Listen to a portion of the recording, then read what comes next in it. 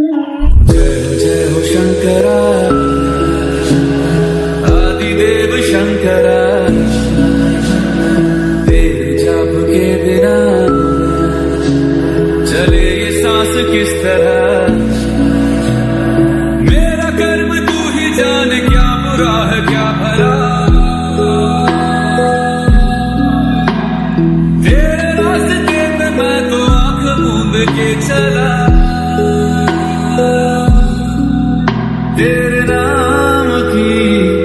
Everyone, আমি মো beyond two লাইফে তোমাদের সবাইকে স্বাগত। আশা করছি তোমরা সবাই ভালো আছো, সুস্থ আছো।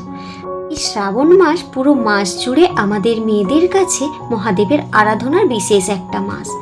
তেমন আমার কাছেও আজ শ্রাবণ মাসের যেহেতু প্রথম সোমবার, তার জন্য আমি ভোর 4টের সময় ঘুম থেকে উঠে তাড়াতাড়ি করে বাড়ির সমস্ত বাসি কাজগুলোকে শেষ করে নিচ্ছি।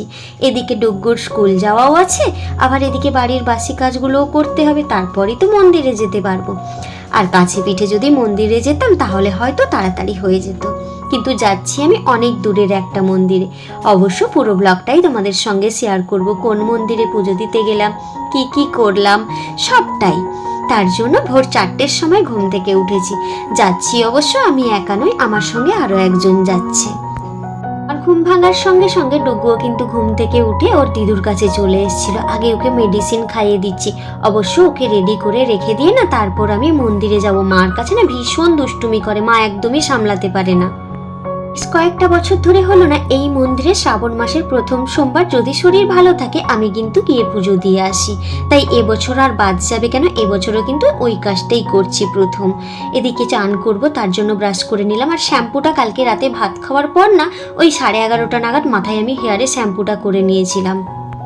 আর সকাল 4টায় স্নান করেছি, ঠান্ডা লেগে যায়। আর এই চুড়িদারটা কিন্তু নতুন চুড়িদার, আমার কাছে কিন্তু কোনো গ্রিন কালারের চুড়িদার ছিল না, তার জন্যে এই শ্যাওলা কালারের চুড়িদারটা নতুন ছিল, এখনও ট্যাগ কাটা হয়নি। কালকে এটাকে আমি না ফিটিংস করিয়ে নিয়ে এসেছি, তেমন একটা কিছু নয়, ওই লেন্থটা ছোট করাতে হতো ওটাই করে নিয়ে এসেছি। এদিকে চান করে এসে আমার স্কিন কেয়ারটা করে নিচ্ছি।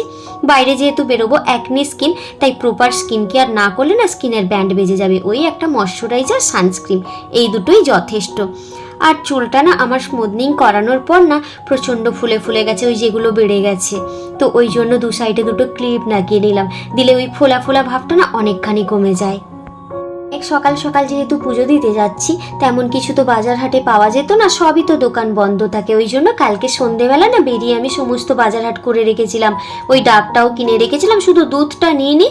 সকালবেলা ভেবেছি এখান থেকে বেরোলে দুধটা নেবো, আর এখানে যদি না পাই তাহলে যেখানে পুজো দিতে যাচ্ছি ওখানে নিশ্চয়ই মন্দিরের কাছে দুধের দোকান থাকবে, ওখানে দুধ পাওয়া যাবে।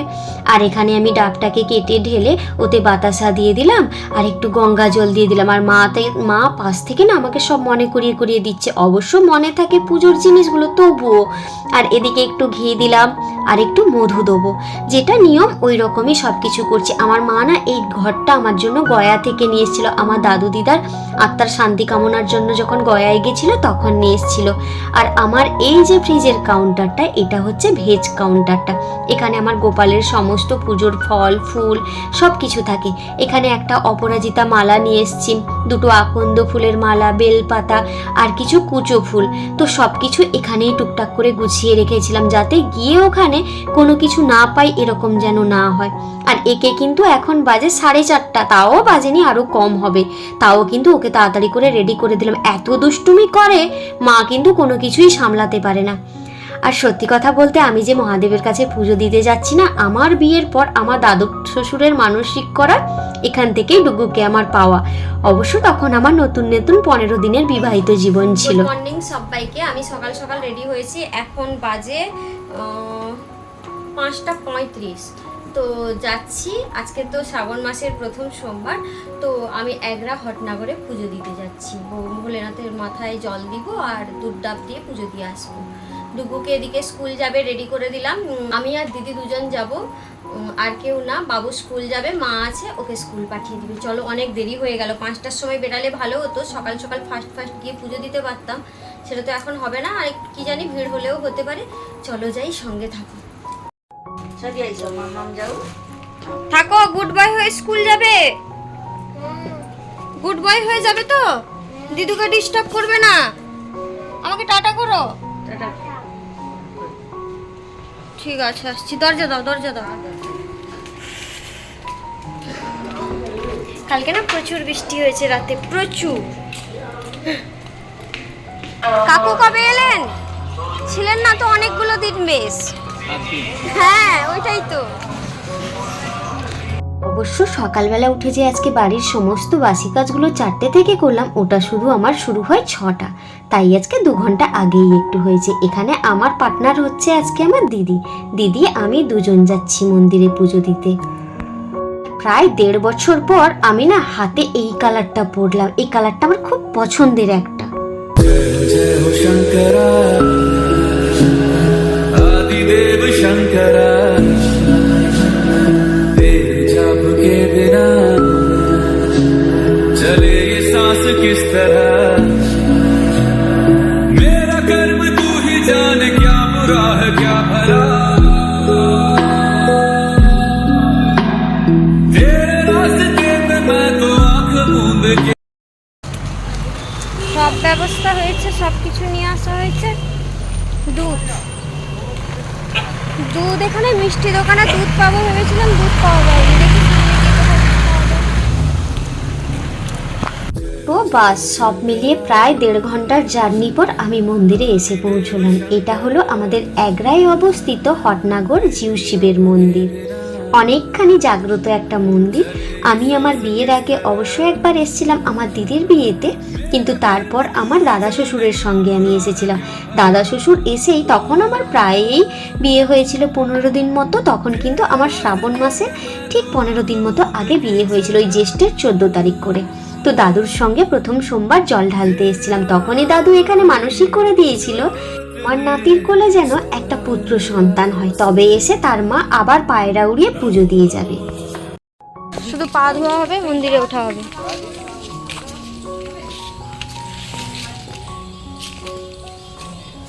এই সময় তো ভালো হয়ে গেছে, লোক হয়ে গেছে। টিপ করে সাবধান, খাই পুকুর।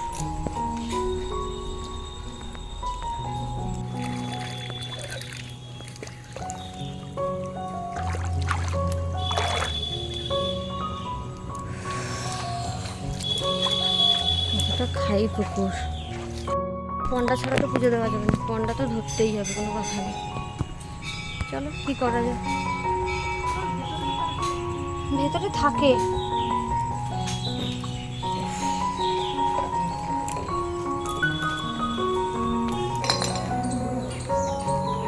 ফেলবি না হলে হচ্ছে না।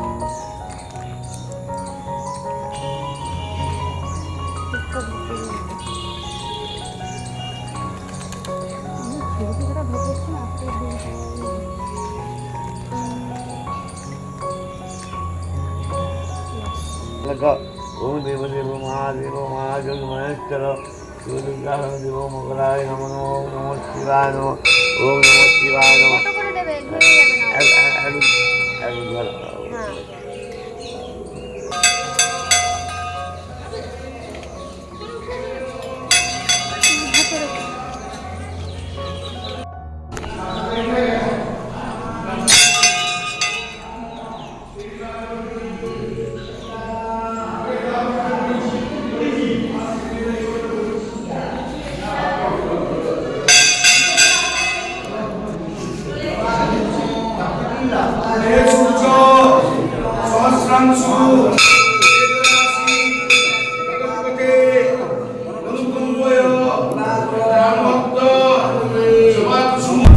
जय हो शंकरा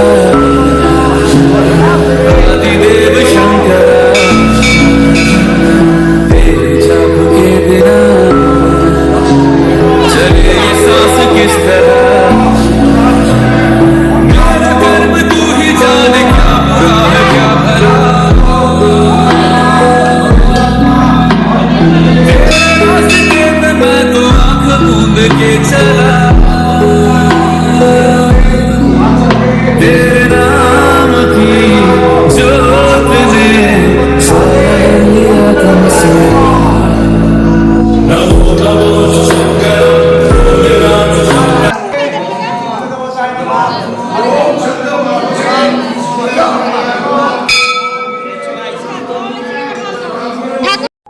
সময় এসছি তাও কিন্তু বেশ অনেক মানুষের ভিড় দেখলাম।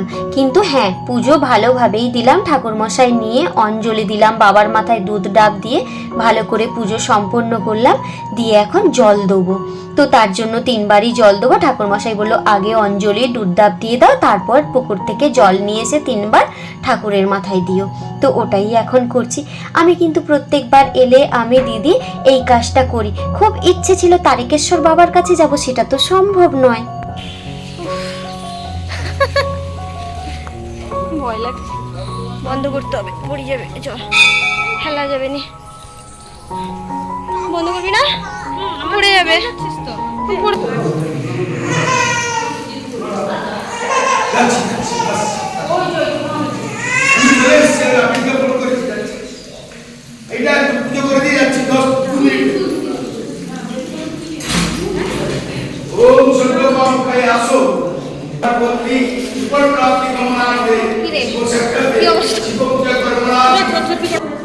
প্রচুর ভিড়ে পড়েছিলাম, মানে এবার থেকে যখন কোথাও যাব এরকম এইভাবে যেতে হবে।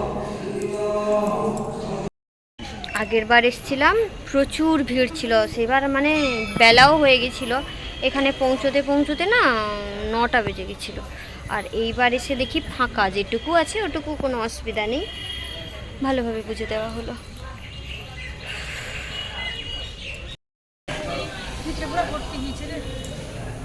এই হচ্ছে হটনাগর মন্দির, এই তো ব্যাগ এখানে রাখা আছে। পুজো দেওয়া শেষ, এবার বাড়ি যাব। ওটা হচ্ছে এন্ট্রি গেট, আর এটা হচ্ছে এই মন্দির। মন্দিরটা ভেতরে, এটা তার একটা ব্যাকগ্রাউন্ড গেট, খুব সুন্দর ব্যাকগ্রাউন্ড। এই যে এইরকম চারদিক করা, বেশ সুন্দর করে করা। এই যে ওই দিকটায় পুকুর ঘাট, ওই দিকটায়, আর এই যে মন্দির পেছনটায় বাতাপি লেবুর গাছ, অনেক গাছ আছে এই যে জায়গাটা। কিন্তু এই দিকটা কিন্তু প্রচুর কাদা কাদা হওয়ার জন্য আর কেউ যাচ্ছি না। প্রচুর খিদে পেয়েছে, আনলিমিটেড, এত খিদে বলার নয়। এসে বসছি মিষ্টির দোকানে খাবো বলে। সাথে সাথে দিচ্ছি তো, পটল আলুর তরকারি আর লুচি অনেক দিন পরে খাচ্ছি। আমি তো বহু যুগ পরে মুম্বাই গেছিলাম, ভাই একদিন খাইয়েছিল পুরি আর তরকারি। আমি ব্রণর জন্য তো খাওয়া দাওয়া টোটালি বন্ধ করে দিয়েছি, মানে এইটাই যেন এখন অমৃত মনে হবে, সে যেমনই হোক। ভালো ভালো, দোকানটাও পরিষ্কার পরিচ্ছন্ন। আমাদের কাঁঠিতে পেয়ারা আনি, এই বড় বড় পেয়ারাগুলো 80 টাকা 90 টাকা 120 টাকা কিলো, আর যেগুলো আরো বড় বড় হয় সেগুলো 300 টাকা কিলো হয়। এখান থেকে নিলাম 45 টাকা, 1 কিলো নিয়েছি বাড়ির জন্য। আর এখানে না এই এক রাতে দেখছি এখানটায় সব মানে গ্রামের যে সব সবজি চাষ হয় না, সেই কাকুরা দাদারা সব নিয়ে বেশি বিক্রি করছে। আমাদের তো সেই তো সব মানে সবজির চাষ করা, আর এই যে অল্প স্বল্প যে হয় সেই রকম বাড়িয়া জিনিসপত্র।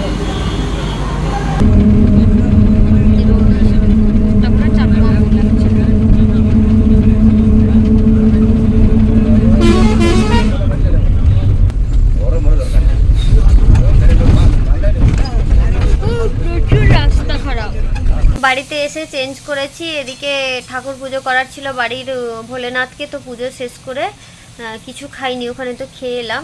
এদিকে মা রান্না করছে, কি রান্না হচ্ছে তোমাদেরকে দেখাচ্ছি। আজকে আর বেশি লম্বা করব না, এমনি অনেকটা বড় হয়ে গেছে। সেই ভোর রাতে উঠেছি, তখন থেকে তোমাদের সঙ্গে গল্প করা শুরু করেছি।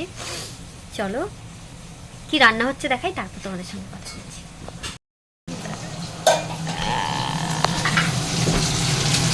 মা কি রান্না হয়? এখানে আলু সেদ্ধ করে মা ভাজছে, পটল আলুর কষা হচ্ছে, এখানে মনে হয় শাক হবে বড়ি দিয়ে। এই যে পালং শাক কালকে নিয়েছে, আর এখানে কুমড়ো আর পেঁপে সেদ্ধ। আজকে তো নিরামিষ, তার জন্য এই হচ্ছে দুপুরের খাওয়া দাওয়া। চলো নেক্সট ব্লগে আবারও তোমাদের সঙ্গে দেখা হচ্ছে। ও দাঁড়া, ব্লগ শেষ হয়নি এখনো। আমার মা পেছন থেকে বলেছে আনারস কাটা হবে, আনারস খাবো। আনারসটা কিন্তু আমাদের বাগানের আনারস, দাঁড়া একটু পরেই তোমাদের দেখাচ্ছি। পেছনে জামা কাপড় পুরো স্কিপ করে যাও, কারণ 4টা থেকে ঘুম থেকে উঠেছি তো, মানে আর মাথার কাজ করছে না। তখন বললাম না 45 টাকা করে পেয়ারা নিয়ে এসেছি, পেয়ারাটা দেখেছো? 4টে পেয়ারা নিয়ে এসেছিলাম, একটা কেটে খেয়ে মানে একটু খেয়েছি এক্ষুনি, তারপর মনে পড়লো তোমাদেরকে দেখানোর কথা। পেয়ারাগুলো ডাঁসা পেয়ারা আর খেতেও ভালো। এখানে যেই পয়সা দিয়ে কিনি সেই একই জিনিসই, কিন্তু বেশ সস্তা দেখলাম বাজার ওখানে অনেকগুলো। এই যে 1 কিলো 200 মতো হয়েছিল বল, হ্যাঁ একটা কেটে হাফ খাওয়া হয়েছে আর হাফ আছে। এই হচ্ছে আজকে ওখান থেকে বাজার।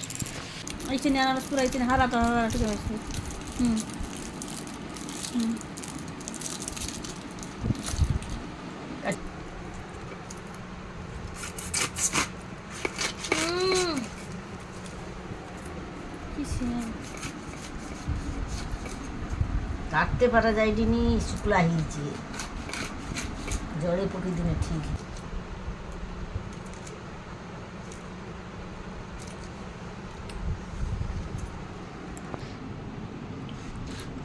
সেটা মানে পেটে চলে যাবে না পাকার মন্দ পায় না, হুমান চিকচা ছিঁড়ি খেয়ে নিবে।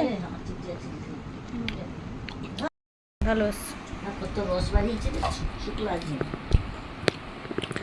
আনারস এটা হটে খাওয়ার লোক, তারপর আর ঝাপড়ি হটে কোয়ার লোক। আর আনারসটা খেতে কেমন হয়, এরকম করে করে মুখে দুটো দিতে হয়, চোখ করে পুরো বডি একবার ঝাঁকিয়ে দিতে হয়। ঝাঁকাতে হবে না, একা ঝাঁকি ভেতরে যাওয়ার পর সেই সেই আর না